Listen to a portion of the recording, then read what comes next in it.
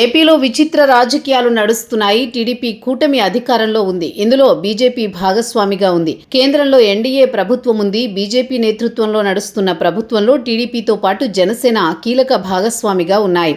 జాతీయ స్థాయిలో ఎన్డీఏ కూటమికి వ్యతిరేకంగా కాంగ్రెస్ నేతృత్వంలోని ఇండియా కూటమి ఉంది.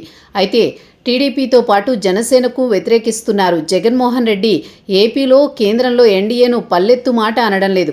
రాష్ట్రంలో ఉన్న ఎన్డీఏను మాత్రం విమర్శిస్తున్నారు. బీజేపీతో పరోక్ష స్నేహం కొనసాగిస్తున్నారనేది రాజకీయ కామెంట్. కాంగ్రెస్ పై ఉన్న వ్యతిరేకతతోనే ఆయన ఈ విషయంలో బీజేపీ సాఫ్ట్ కార్నర్ ఉందన్నది బహిరంగ రహస్యం. అయితే ఇప్పుడు అత్యంత క్లిష్ట పరిస్థితుల్లో ఉన్నారు జగన్.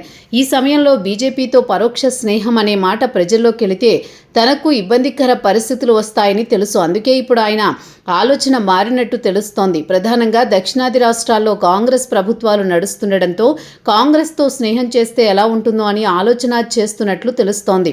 జగన్ మనసు మారడం వెనుక కర్ణాటక కొత్త ముఖ్యమంత్రి డీకే శివకుమార్ ఉన్నారని పొలిటికల్ వర్గాల్లో ప్రచారం ఉంది.